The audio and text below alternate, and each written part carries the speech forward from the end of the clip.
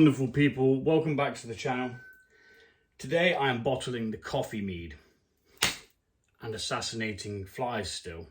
I've got these horrible annoying flies that are buzzing around the house, yeah, and they're fungi gnats. Now I've sprayed them, so there's a couple of scragglers about, but they're doing my flipping pippin. I don't mind telling you. Right, so yeah, coffee mead. I know it's good. We're going to have a quick taste just because there's been no pressure in the airlock. It's not done anything. So we're going to do a hydrometer test just to double check. I'm going to go get my book. The book says that this finished at 1.006. So we will check that now against a hydrometer reading once we've racked. And we'll see whether it's exactly the same. If it has, it's definitely stopped fermenting. If it's moved slightly, then there could be a problem and it might have fermented a little bit more. But to be fair, there's not a great deal of sugars left in it for it to do anything else. It's extremely clear. You can see straight through it now. No haze, no nothing. It's been on there for a while, clearing out. Now is the time to bottle. So we're going to put it into the pitcher, just because. I just find it a bit easier to get it past all that lease. And we are going to rack. I mean, look how crystal clear that is. There's a couple of bits in there, which I think is just like little flakes of coffee that have just been in there. I'm going to speed this up.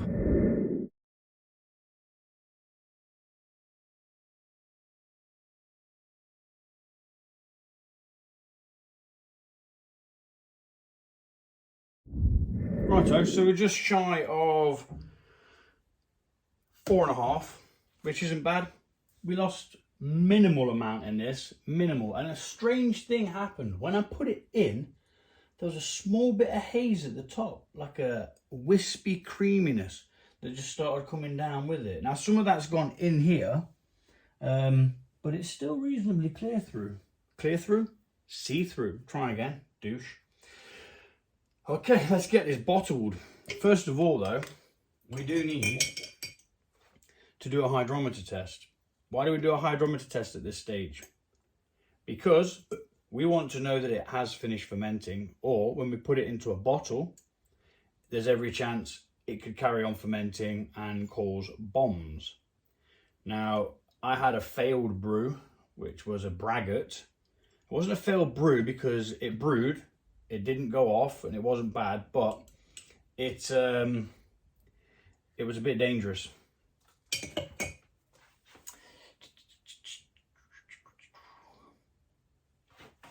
Mainly because it was still fermenting in the bottle. 2, 4, 6, 6. It's exactly on the money as to what it should be. So that can go back in there. I should have took a little sample of that to taste actually. Always like a little bit of a taste.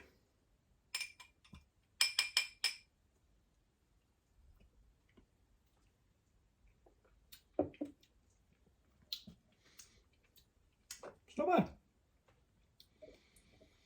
It's pretty much as I expected it to be. Just take a little sample from my mate. Because he likes to sample the mead. And I like people to try it before it's matured as well. So that's for him, and the rest is for me. I don't sell any of this. I just purely do it for fun and just to have loads of mead. It's really simple. It's easy to do. So why wouldn't you? Right. Now we're going to move the demijohn out of the way. We'll clean that up in a bit. Always clean your kit as you go. Don't leave it, or it just ends up getting smeggy, mouldy, and it attracts flies and all sorts. Righto, so pitcher's going up top now because we use the gravity. Actually, no, I need to prime the bottle one. So I'm going to cheat this time actually. I'm going to use an already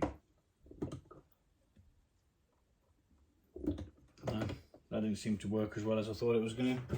Oh well, it is what it is. So we attach the bottle one, which has all been sterilised. Everything gets sterilised. Everything. Now, to prime the bottle wand, which can be a pain in the backside if you've only got yourself to help you, sorry. Which can be a pain in the ass if you've only got yourself, is what I was trying to say.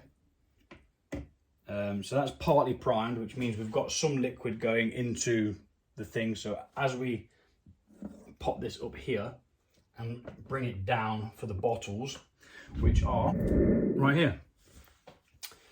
We always do the test of bottles first, because when you open it at 6 months, you're going to want to be able to test it. So, what time are we on? Plenty of time. And in that goes like that. And you can also bring that down just for your first one. It just helps draw it a little bit better to start it off. And then you're plain sailing. So yeah, fill the taster bottles up. I do one taster at 6 months, and then a year later I'll open one of these, and this one goes to another friend of mine. One friend has the small tasters, and another one gets a bottle of it because he lives a bit further away, so he can't have as much as the other chap. And there's been some that the guy who's close has actually had that the other one's not tasted yet, so he's winning, really. So right, move the tasters out of the way, and then progress to your larger bottles. I do litre bottles just to save on storage, really. You can do 50ml bottles, you could do whatever you get hold of. You can even do these 330ml bottles and crown cap them. These are just empty beer bottles, 330ml beer bottles. And to be honest, 330ml of mead is a perfectly good amount, you know. It's yeah, it's a good start. Right, so I'm going to speed this up.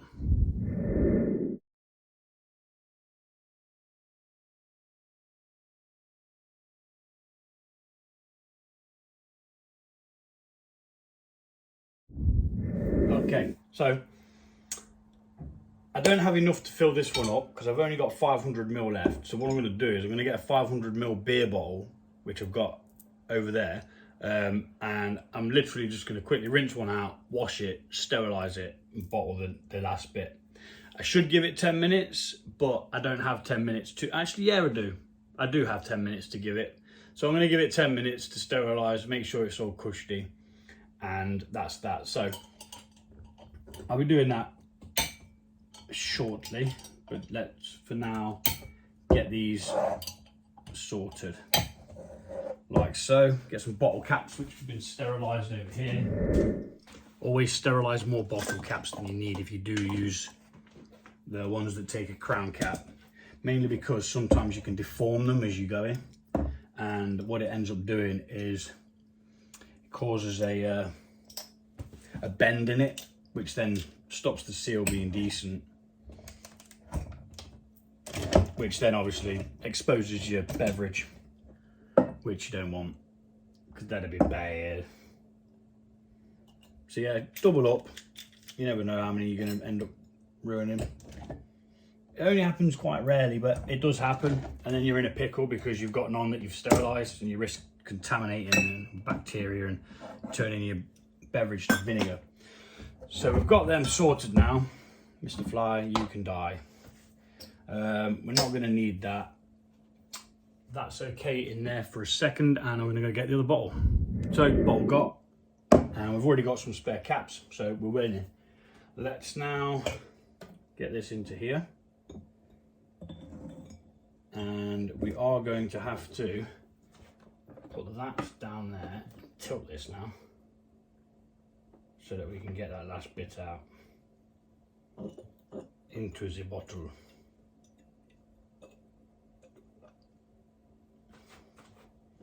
And the good thing with that smaller bottles is you can give them away and not actually give away much mead. Clever, you see. There's a method.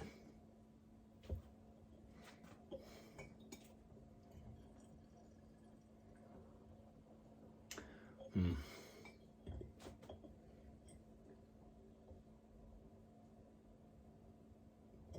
doesn't want to come down, so let's drop it down here, and then I'll have no choice but to force it down with the gravity.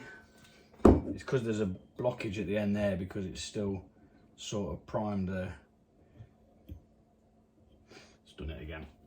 Right, so we'll just rinse that out of there because that's what the problem is.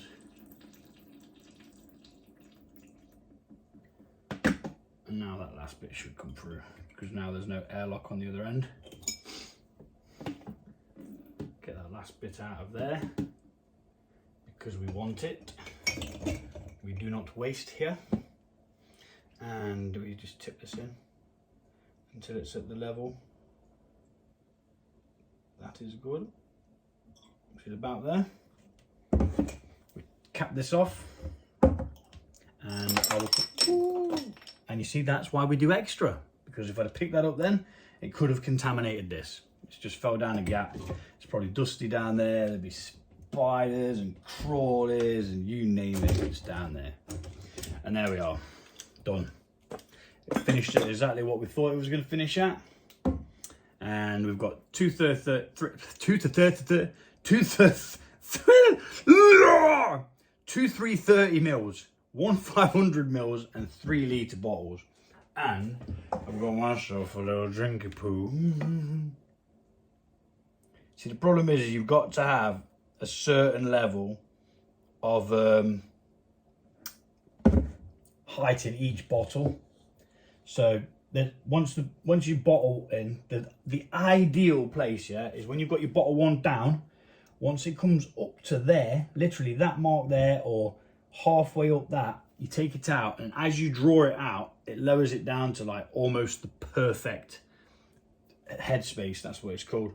So yeah, I'm going to enjoy this little drinky poo, and that's that. Thanks for watching, and I'll see you soon.